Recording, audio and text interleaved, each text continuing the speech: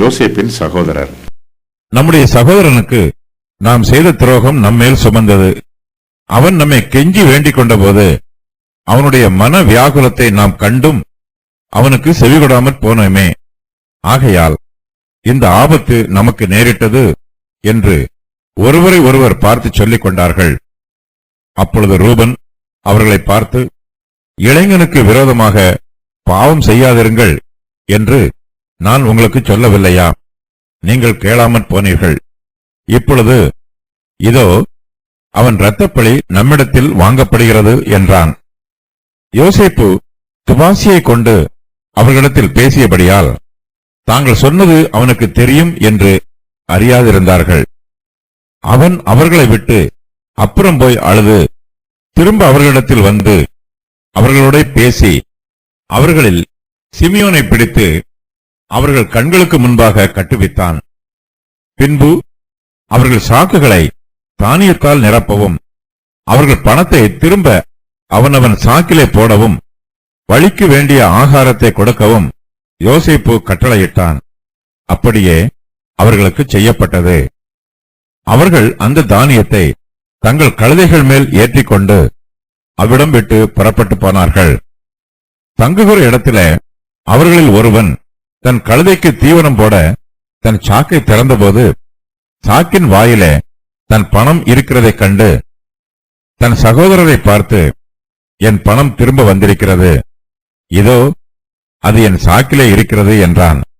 அப்பொழுது அவர்களுடைய இருதயம் சோர்ந்து போய் அவர்கள் பயந்து ஒருவரை ஒருவர் பார்த்து, தேவன் நமக்கு இப்படி செய்தது என்ன என்றார்கள். யோசேப்பின் சகோதரர் தங்கள் பாவங்களுக்கு மனம் திரும்புகிறார்கள். அவர்கள் ஏற்கனவே யோசேப்புக்கு துரோகம் செய்திருக்கிறார்கள். அவர்கள் யோசேப்பை ஒரு குழியிலே தூக்கி போட்டார்கள். அதன் பின்பு அவர்கள் யோசேப்பை இஸ்மவேலரிடத்தில் 20 காசுகளுக்கு அடிமையாக விற்று போட்டார்கள். யோசேப்போ தன் சகோதரரிடத்தில் கெஞ்சி வேண்டிக் கொண்டார். ஆனால் அவர்கள் யோசேப்புக்கு செவி கொடுக்கவில்லை. யோசேப்புடைய மனது மிகவும் வியாகுலப்பட்டது.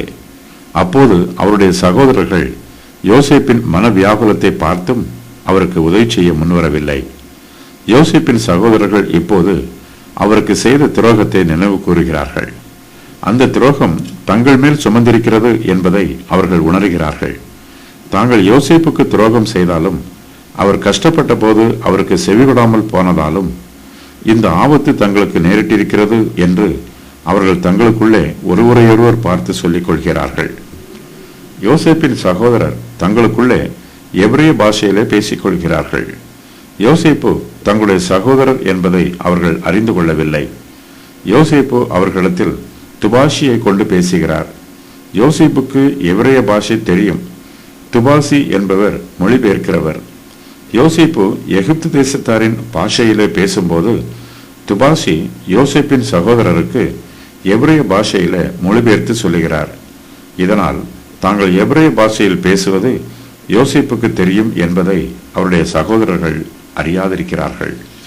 யோசேப்பின் உள்ளத்தில் இருந்த பல கேள்விகளுக்கு இப்பொழுது அவருக்கு விடை தெரிந்துவிட்டது. தன்னை கொடுமைப்படுத்தியதற்கு யார் மூல காரணம் என்பதையும் யோசேப்பு தெரிந்து கொள்கிறார். யோசேப்பு உணர்ச்சி வசப்பட்டு அழும்போது தன்னுடைய உணர்ச்சியை தன் சகோதரருக்கு வெளிப்படுத்தாமல் தனி இடத்தில் போய் அழுகிறார். யோசேப்பு திரும்ப அவர்களிடத்தில் வந்து அவர்களோட பேசுகிறார்.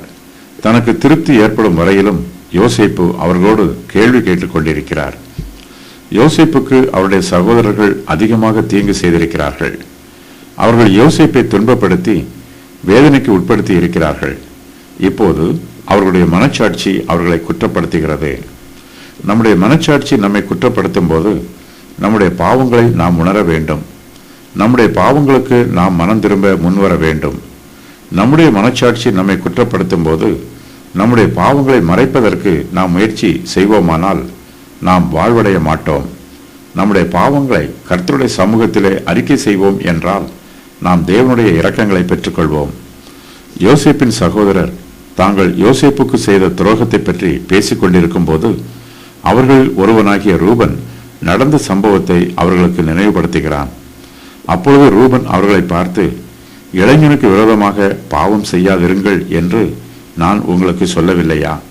நீங்கள் கேளாமல் போனீர்கள். இப்பொழுது இதோ அவன் இரத்தப்பழி நம்மிடத்தில் வாங்கப்படுகிறது என்று சொல்லுகிறான். தன் சகோதரருடைய வார்த்தைகள் யோசேப்பின் இருதயத்தை தொடுகிறது. அவர்கள் யோசேப்புக்கு செய்த துரோகத்திற்காக இப்போது மனம் வருந்துகிறார்கள். அவர்கள் தங்கள் பாவத்திற்கு மெய்யாகவே மனம் திரும்பி இருக்கிறார்கள். யோசேப்பு தன் சகோதரருடைய வார்த்தைகளை கேட்கும்போது அவருடைய மனது உருகுகிறது. அவருடைய கண்களில் கண்ணீர் வருகிறது. ஆனால் யோசேப்பு தன் சகோதரருக்கு முன்பாக அழ விரும்பவில்லை. யோசேப்பு தன்னை அவர்களுடைய சகோதரன் என்று இன்னும் காண்பித்துக் கொள்ளவில்லை.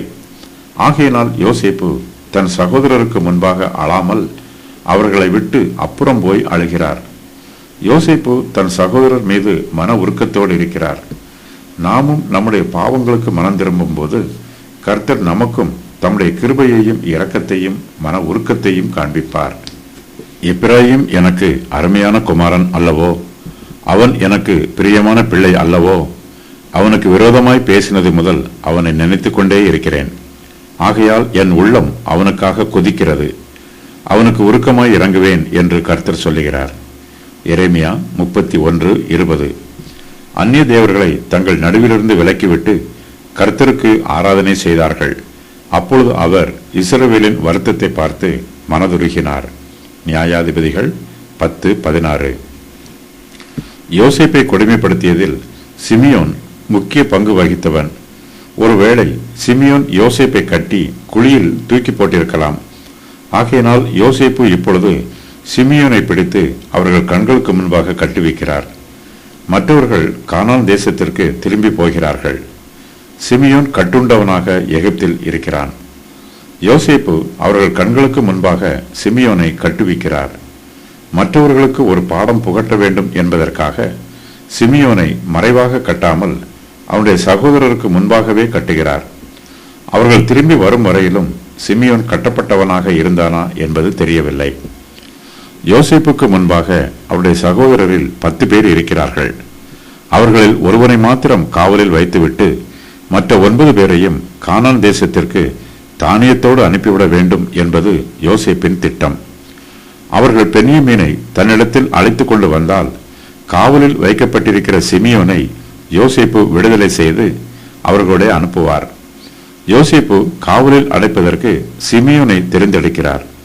யோசேப்பு தன் சகோதரரோட பேசி அவர்களில் சிமியோனை பிடித்து அவர்கள் கண்களுக்கு முன்பாக கட்டுவிக்கிறார். யோசேப்பின் சகோதரரில் சிமியோன் மிகவும் மோசமானவன். அவன் யோசேப்புக்கு விரோதமாக அநேக தீங்குகளை செய்தவன்.